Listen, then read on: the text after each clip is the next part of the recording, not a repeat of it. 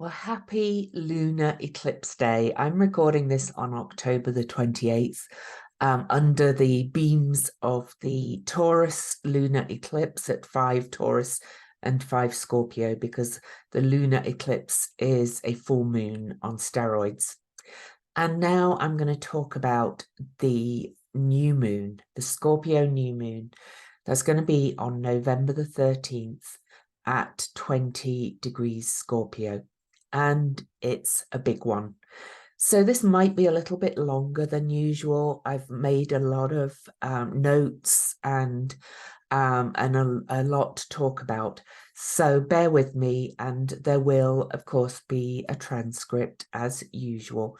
So if you want to download that, you should be able to in the app on YouTube to download the transit to read along. But anyway, first I pulled a card because this is so intense, this new moon. And I pulled a card from the Red Seeds Tarot by Linda Hill that is based on the journey, the Eleusinian Mysteries of Demeter and Persephone and Hades. And I've been working with this myth and these cards for quite some time because they're informing a lot of work I'm doing at the moment. I worked with these cards through my Venus retrograde heroine's journey, and that's also very relevant to what's happening on this new moon. And I'll explain that when we look at the astrology. But before I dive in, I want to say please subscribe to my YouTube channel, give me a thumbs up, and also, leave me a comment. I love to hear your thoughts. And I also want to give a shout out for this. One of my private community members sent me this, and she did my Venus class also. And this is the Ceres symbol, and I'm writing my book on Ceres. So I want to thank you immensely for that. And it's a very generous gift, which I receive with grace and gratitude. But I also want to mention that my private membership community is going to reopen soon, maybe on my birthday, actually, on December the 14th.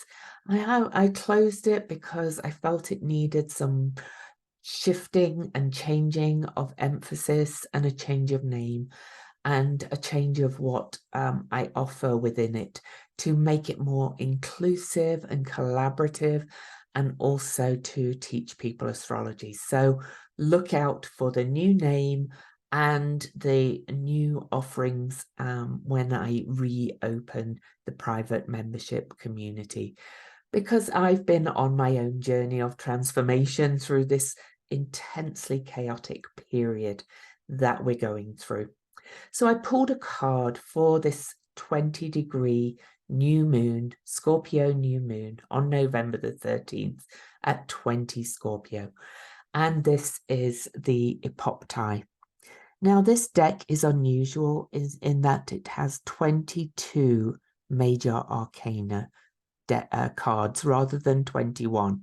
And this is the extra card. And I kid you not, I pulled this from the deck. Now, the key word for the Epoptai is I am returning. Now, the story of the Epoptai in the Elusinian Mysteries, to keep it brief, is that Demeter, in her grief about the loss of Persephone to Hades, went to Eleusia. And long story short, the temple was built to Demeter and the Eleusinian Mysteries were created. And it's not much is known about the Eleusinian Mysteries, but what we do know is that it was a mystery cult of initiation and return. And the Mysti were the initiates who entered the mysteries, and the Epoptai were those that had been initiated. So the Epoptai are the initiated ones. However, are we ever fully initiated? So let me read you about this card. And this is really important for this new moon, as you will see. because Scorpio is about deep transformation and death and rebirth, right? So I want to read you the quote first of all with I Am Returning, the Epoptai, card 22, which is incidentally a master number and one of the numbers on the astrology chart for the new moon. What we call the beginning is often the end, and to make an end is to make a beginning. The end is where we start from, and that's from T.S. Eliot. So in the mysteries for this card, it's now time for the Epoptai to cross the boundary between the liminal realm of the mysteries and then return back to their daily lives. Before they departed, they visited all the shrines in the Elusinian sanctuary and offered libations and prayers to the gods, their family and their ancestors, after which, in deep gratitude for all that they had seen, they turned and walked back out into their place in the world. And the quote with that little section is, "Close both eyes to see with the other eye." And that's Rumi. And remember, the new moon is a dark time and no moon time. We're in the deepest water sign, Scorpio, in Scorpio season. So the soul journey for this card, the sun and the self rise up to awaken, illuminate us. We have journeyed a long way and have seen and experienced so much. Our travels do not end here, for we are back at the beginning once again, regenerated and changed, older and wiser. We will encounter sacred pathways again that will call us, offering us the opportunity to never stop working on ourselves. Our soul journey deepens with every cycle we traverse and complete. Now we rest and reflect on all that we have opened up to. In time, we will be called and guided to set out once again to travel familiar paths and also to discover new terrains we may not have yet visited. And then there is one more quote with this. Do not follow where the path may lead. Go instead where there is no path and leave a trail. And that's from Ralph Waldo Emerson. Now, it's so important that I take my time over this new moon, because a new moon is a 3-day period of darkness, and we're in the dark of Scorpio as well. We're also in the darkness of the changing of the seasons. You know, everything is really, or we're in the veil is thin period. Sorry, we're not in the changing of the seasons, silly me. And, you know, I feel it appropriate that I have Hecate here and the owl behind me, as usual. My guides into the darker realms, Hecate, the way shower, the owl of the cosmic owl who can see in the dark and has the owl piercing wisdom. And then this is the image on my lovely calendar from She Who Is on Etsy that I buy every year. And look at those wizardy, witchy hats and the 3 birds. And this is about integrating your mind, body, and spirit with the 3s, I think, into this path of transformation. Because we have been through and are still going through a time of extreme discord and transformation collectively. And it's always as without, so within. So I'm going to take a quick look at the chart and then we'll briefly look at the numbers. I'm not going to talk a lot about the numerology today because I've got so much to talk about. Now then, this is the Scorpio energy on this new moon. It's only, well, actually, it's stronger than the energy on this eclipse because the moon is also in Scorpio. And so we have Haumea. We have Haumea in Scorpio. She is the creatrix. She is the goddess of creation of the Hawaiian peoples. And she also was about regeneration and returning after giving birth multiple times, and so on. So, you know, we can see where this is going. Then we have the sun and the moon there, of course, because it's the no moon, right in the dark of the moon. The moon being our emotional receptivity, and the sun being our core self, about ready to rise up for a new lunar cycle after the eclipses. Then we have Mars, the traditional ruler of Scorpio, at that 22, saying, I am passionate about creating something new and regenerating in this time. I'll talk more about all of this, of course, when we've stopped sharing.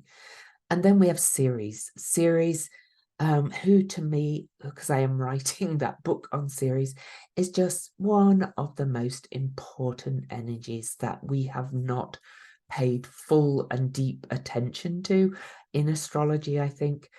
She's known as the Great Mother, the goddess of the harvest, of course, and of the grain, but she was also the goddess of the plebeians, which is the common people. She's about nurturing and nourishment, and how we nurture and how we like to be nurtured, and so many things. She is a really important energy, and she's in this deep waters of Scorpio as well. She's actually in Hades' home. Ceres is Demeter in the Demeter Persephone myth, that the card was there, that journey of initiation.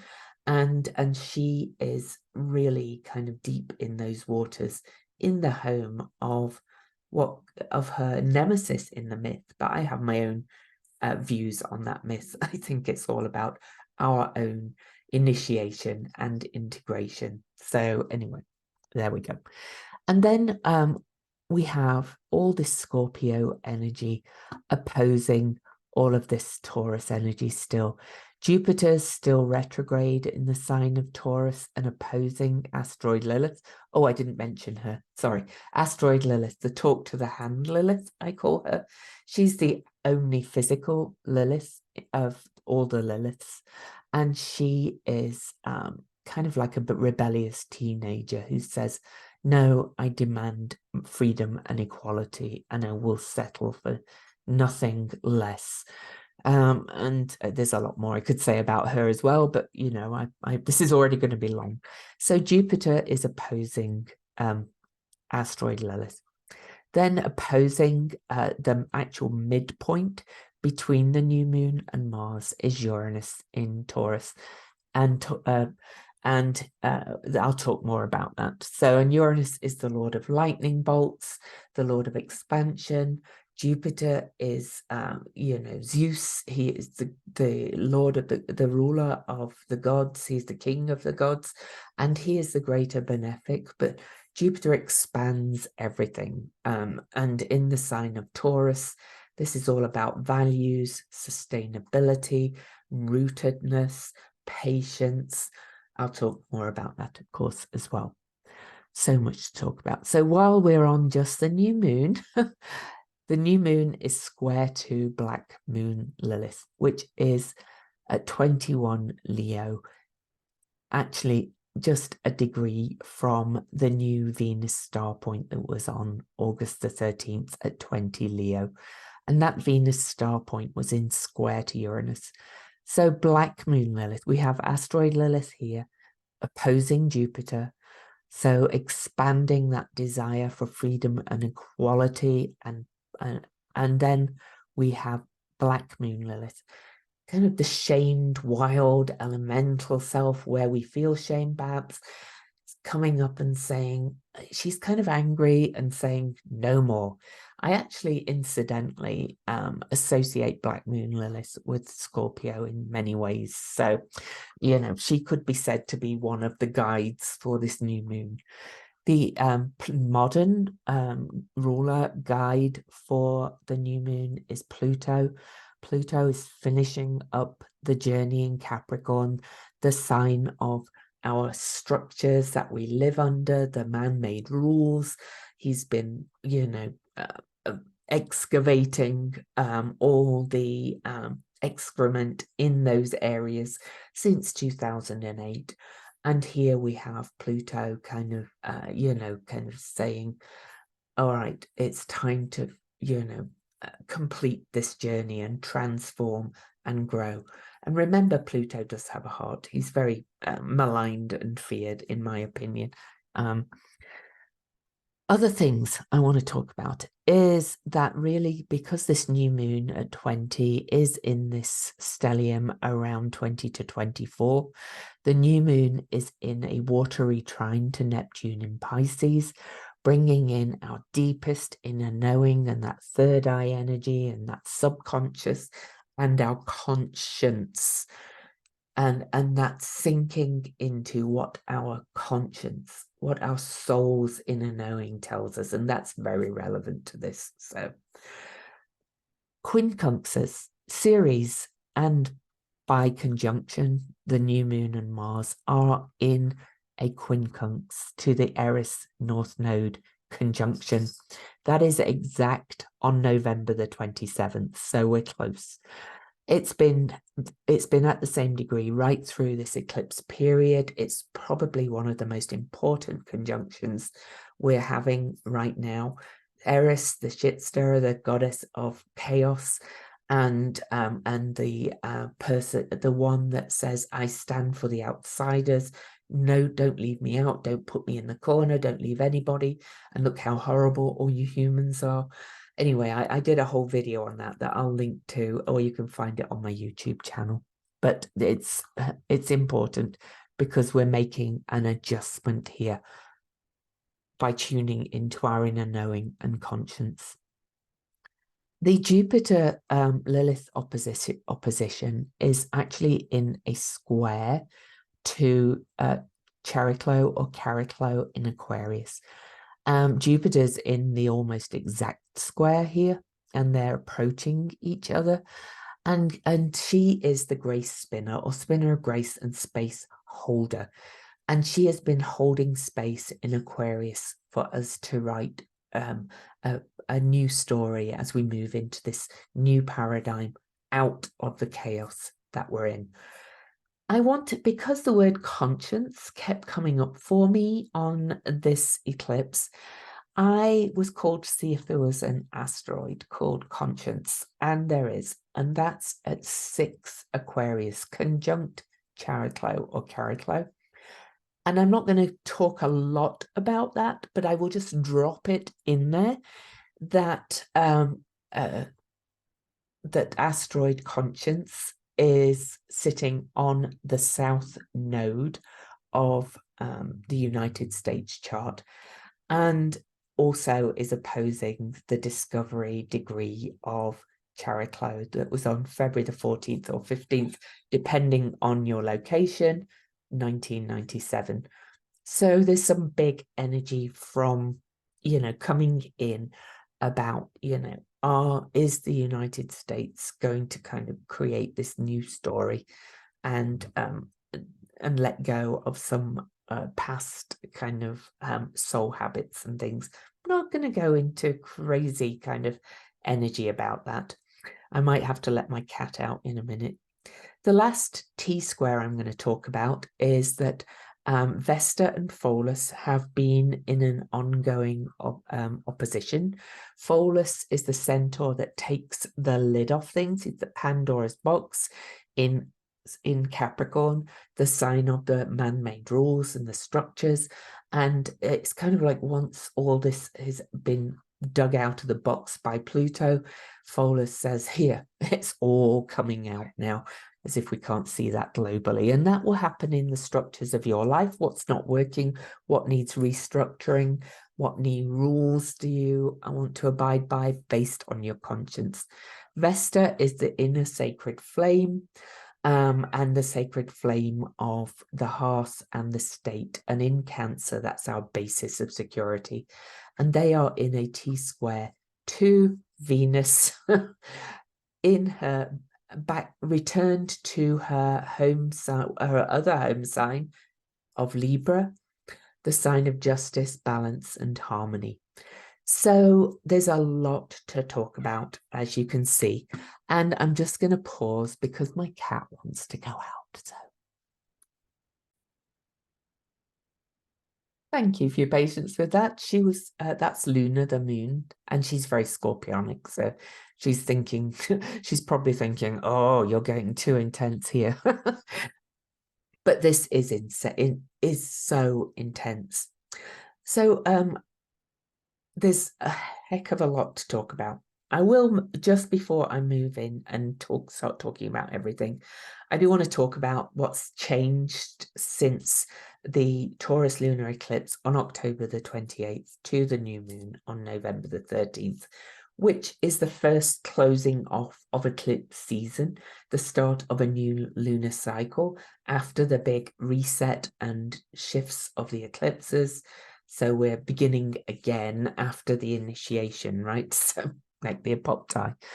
But Mercury was under the beams of the sun right through the eclipses and is now out of the beams of the sun, 14 degrees away from the sun, moved into Sagittarius, the sign of truth. Mercury in Sagittarius is said to be in detriment because it's the opposite sign to Gemini, but I have Mercury in Sagittarius, and Mercury in Sagittarius is a real truth teller, and at its highest, Sagittarius is about higher beliefs and faith and shooting your arrows to the future and exploring these higher truths. Sagittarian's energy is a real energy of philosophy and higher truths and higher conscience.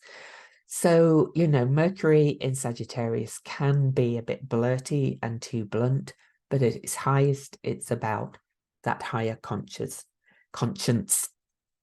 Then also Saturn. Saturn turns direct on November the 4th, about halfway between the lunar eclipse and this new moon. And so Saturn is moving forward. So I'll probably talk a little bit about that as well, as Saturn is the guide for Capricorn, that is the ruler of this, well, where Pluto is, that's the ruler of this eclipse. Is there anything else I really want to talk about? I could talk about every planet, but I'm not going to. They are the major ones. I'm not really going to talk much about asteroid conscience. I just wanted to drop that in there. But I will say it's, you know, your conscience, your deep soul knowing is a real element in this rebirth new moon. So let's stop sharing the chart and dive in. I'm going to quickly go through the numbers. I'm not going to talk about them in depth. I've put a link in my description, as I always do, to my favorite numerology site, because I am not formally a numerologist. So, you know, I've studied the numbers clearly. But 20 is, and it's numerology the numbers and their meanings.blogspot.com is the link, but it's always in my description. So the number 20 is a number of service to souls who are ailing and needing help. This is really about living humanitarian ideals, and the key word for the number 20 is universal service. So we can see where conscience comes into that. Number 20 is about knowledge of both good and evil and must consciously make choices to attain balance in all situations. These people will bear the cross faithfully with the future crown in mind. Their aim is the wise use of time, and they're given a greater spiritual dimension to their perceptive qualities. So, you know, this is, it can be a very deep and tough task, really. You know, it's tough to be of universal service all the time. And this new moon is calling all of us to this universal service, okay? And this intense knowing with your third eye and tuning into your conscience. So this site says whenever the 0 is seen within a number, it intensifies the vibration of the number it appears with. And in this case, that's the sensitive and passionate number 2. So this can make the number 20 easily extremely emotional and really kind of, very extremely sensitive, as I know Scorpio to be at its depth. Okay. But the 22 can be a negative vibration. So Scorpio is one of those signs that has both the tail and the snake and the eagle or the phoenix as its symbols. And it's a path of evolution and growth from that stinging Scorpio. Okay.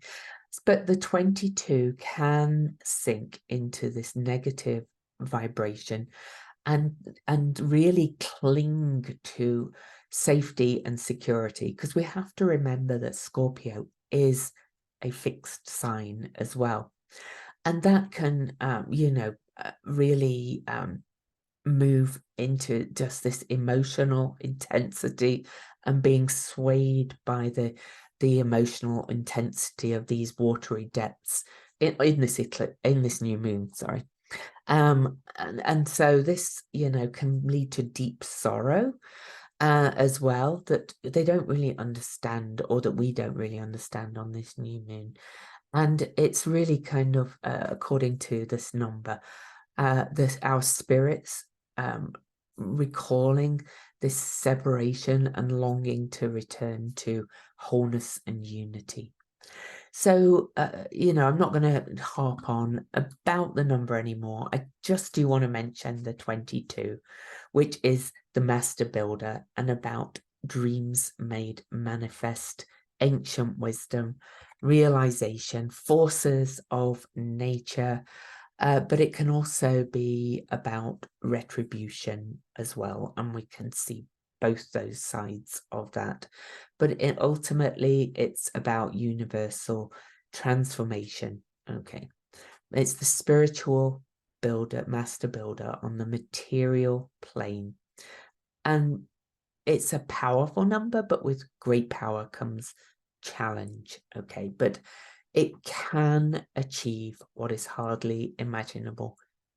Okay, and it can turn the most ambitious of dreams into reality. And it's potentially the most successful of numbers. So, a lot to talk about. So I've got to get my notes up because I know I will forget something that I want to talk about. So this Scorpio new moon, in its depths, with Mars conjunct and Ceres conjunct as well, in its essence, in this dark moon period, in the darkest of water signs, is revealing toxicity in our health, food, sexual matters, sexual health, women's health, reproductive health. It's also going to cut to the heart of secrets and lies. It kind of feels like sex, lies, and videotape. Mars is conjunct that new moon, and Uranus, the Lord of lightning bolts, is directly opposing the new moon and Mars, kind of bringing some shocks and surprises on the new moon, I suspect. I think what could be revealed, as well as the possibility of, again, with so much earth and water, as well as literal earthquakes and storms and lightning bolts on the earth, what could be revealed are some real dirty kind of secrets, or some real shadow things, both within ourselves and in the greater world, or perhaps coming from others in this world as well. So it's going to, there's likely to, in the dark of the moon, reveal kind of manipulations, trust issues, jealousy, tendencies for revenge. Okay. It's like psychic surgery, this new moon, with Mars as the surgeon and Uranus kind of cutting open what we need in so many ways. Vulnerabilities are going to be revealed, also fanaticism in others. And there can be an element of anxiety coming up on this new moon, especially because it's a dark moon in the Scorpio and with all the aspects. And fixed beliefs are going to be shattered, perhaps, by some of these revelations. And of course, this will most directly affect those who have planets around 20 to 25 degrees and perhaps a little wider of the fixed signs, which are Taurus, Leo, Scorpio, and Aquarius. And I'll talk about the empty leg in a minute, but it's going to be very moody. So know that this new moon in some ways feels like more intense to me than the actual eclipses that we're just leaving. And Mars in Scorpio fearlessly faces the shadows, but is driven intensely to really surgically dive into all those shadowy, toxic kind of energies and manipulations again.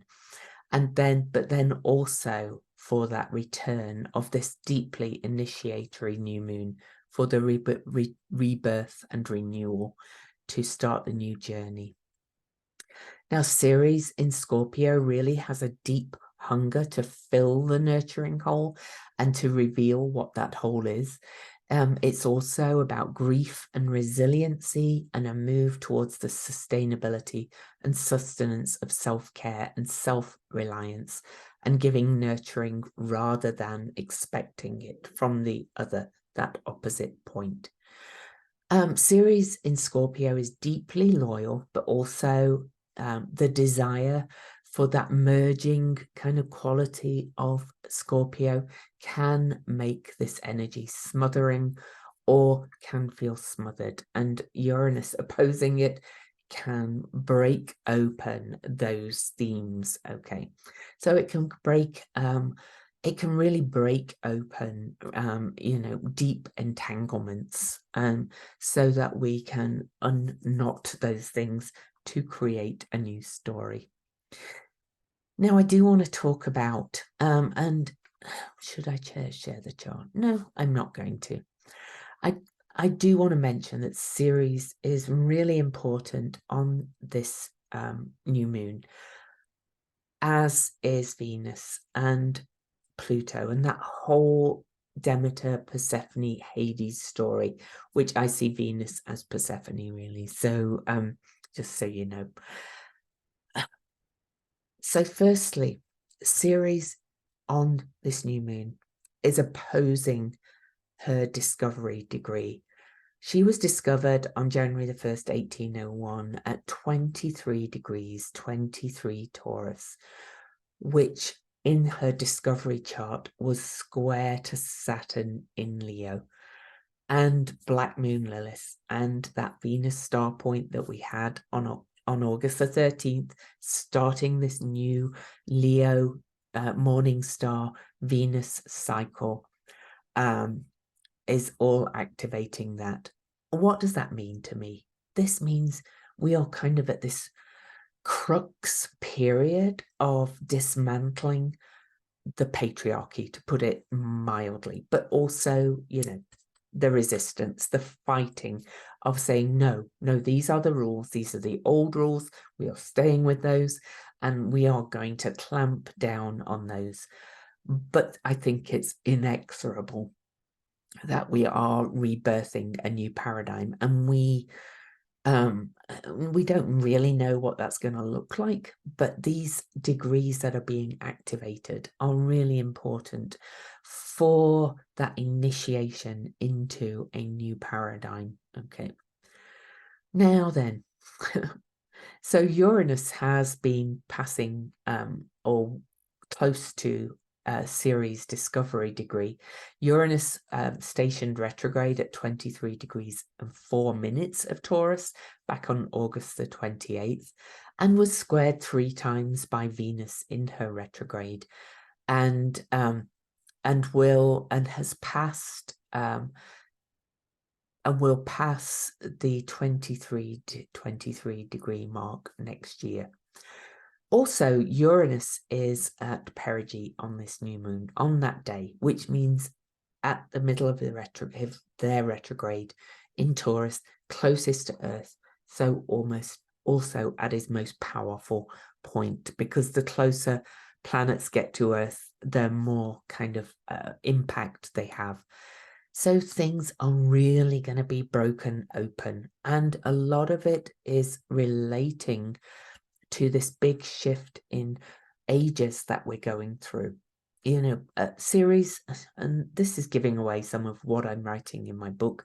Incidentally, my paid subscribers and on Substack and my community members get preview of how my early writing for this book before editing. So Uranus in Taurus is testing the stability and solidity of our values and our connection to the material world.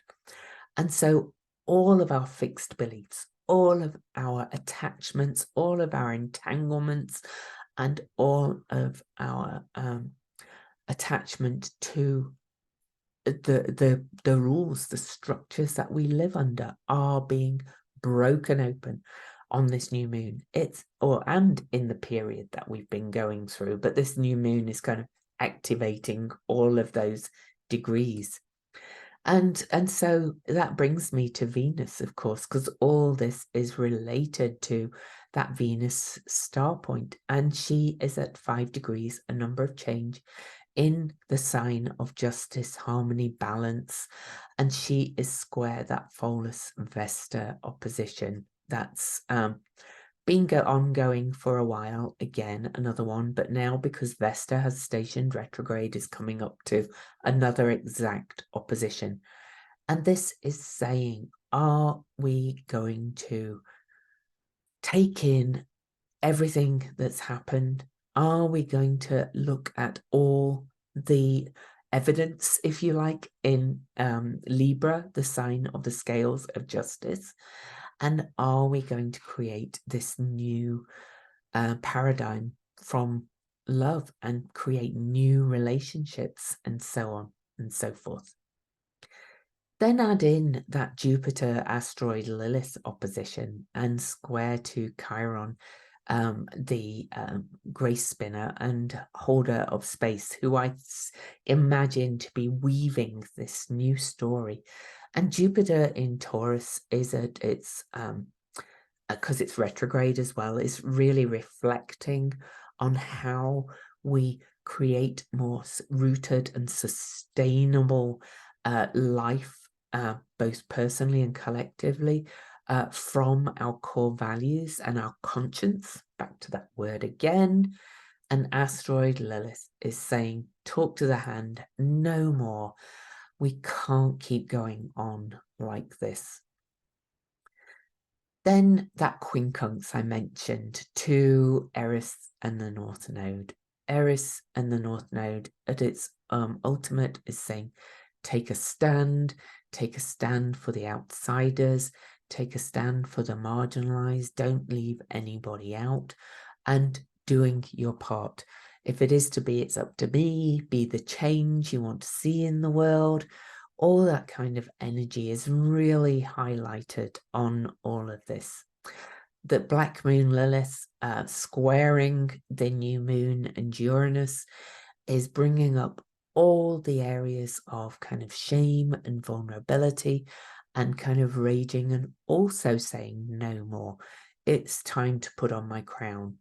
If you were part of my Venus retrograde heroines journey class, this will make sense to you, but we are building on what we've been working on over the summer. If you have been leaning into that transformative and personal growth work of the Venus journey, about putting on your crown, but also about healing your heart wounds, doing that Japanese thing of filling the cracks with gold so that the heart is healed, and that we can lead from the heart in future instead of leading from that place of control and domination.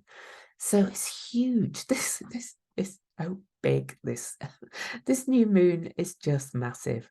There's a lot of, for want of a better term, and I've come to hate the term, so I'm going to call it yin, but also divine feminine energy, because I do feel that ultimately we are being called over and over again through processes of initiation and transformation and growth and change to balance all the separation. And that includes the way the divine feminine in all its forms has been controlled, manipulated, marginalized, left out in the cold, like Eris, deemed ugly. And I'm not just talking about women, I'm talking about nature. We have to control it. We don't work with it. We don't live with it. The cycles of life and death, all those kind of more yin receptive energies have really been marginalized and blocked out for well over 2,000 years under the patriarchy, but we are moving into a new age. I don't know if there's much more I want to say, really. I do want to say that Hecate is now in Virgo, and she is on the lunar eclipse and in on this Scorpio new moon on November the 13th. So she is the way shower. She is showing the way forward, is the way of the priestess, the humble humility, the stepping into wholeness, Virgo being one who is whole unto herself. And that brings me to back to these Eleusinian rites. It's they were priestess led. Okay, so we need more kind of that yin, loving, holistic, kind of regenerative, Epoptai initiatory energies.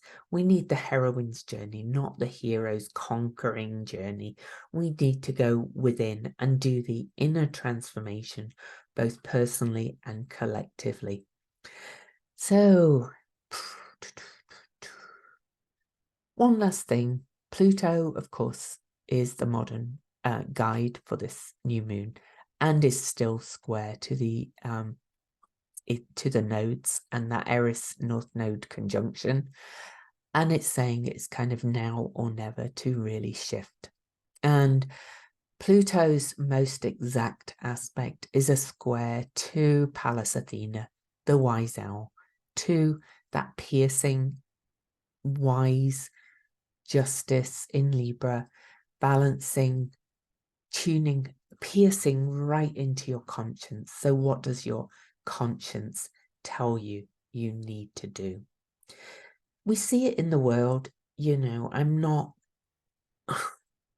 don't want to get political, but we see it in the rising movement for call for a ceasefire now, the calls for peace, the calls for more negotiation, the calls for finding a solution. We see it starting to rise. This is going to get bigger as we approach this new moon. And I have hope that it may come to pass because of these energies. And this is about tuning. More people are tuning into what their deeper conscience tells them. And that pull, as we wane towards the new moon, as we kind of plunge down into the darkness, we're going to go kind of, our conscience wants us to be loving and healing and nurturing and come together, bringing in all the themes of all the energies in the chart, and to protect all our security. And where was I going with that? Anyway, the wise owl is very much here. And on the south node, the wise owl Pallas Athena is really saying, stop, codependence, playing nice just for the sake of playing nice. That doesn't mean turning into a monster. It means speaking up, taking a stand very clearly for your conscience. The message could not be clearer from this new moon. In all areas, you know, I'm not just talking about the global conflicts that are going on. It's tuning into your deeper conscience in anything in your life. So that brings me to the symbols.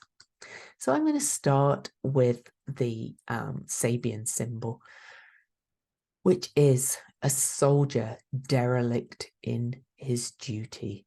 And otherwise, Rudyard said it was obeying his conscience.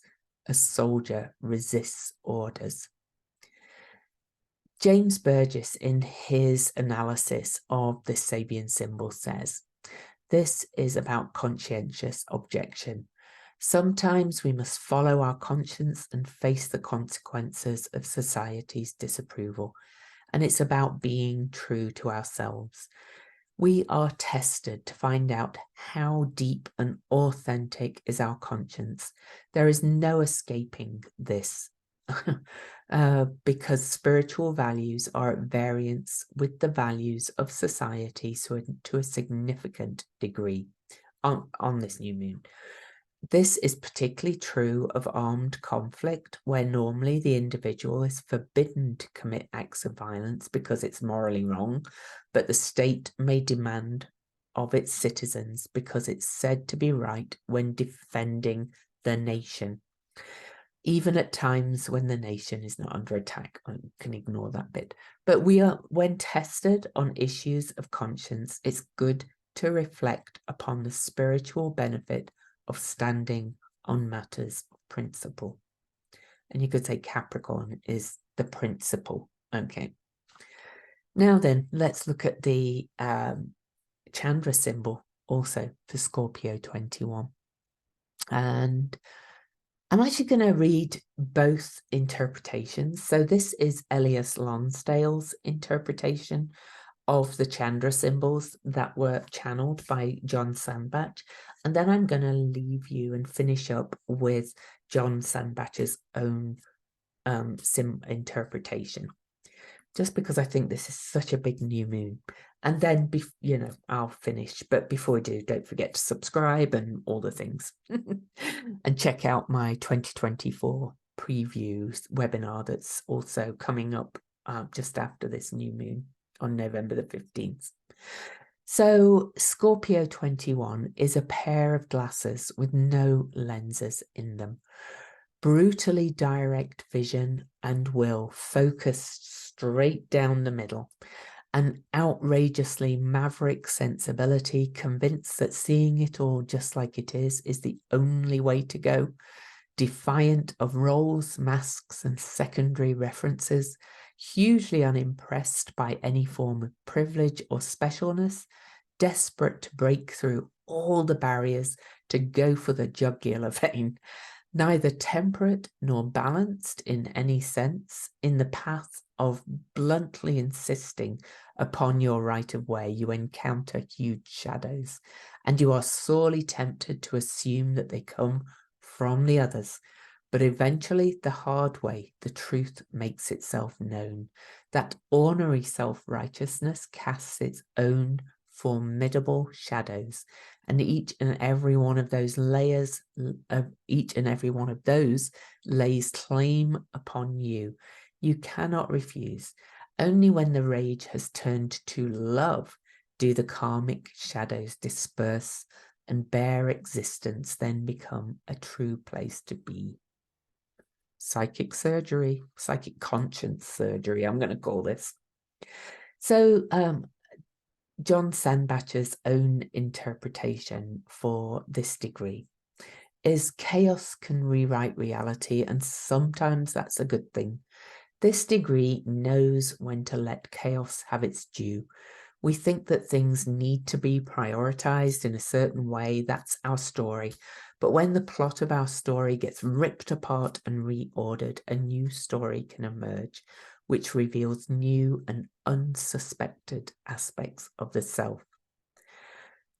So he says this degree is about seeing directly, although, as the lensless glasses show, It's not that simple because the lenses are missing the focus, and the focus here is on the frames and not on what we're seeing.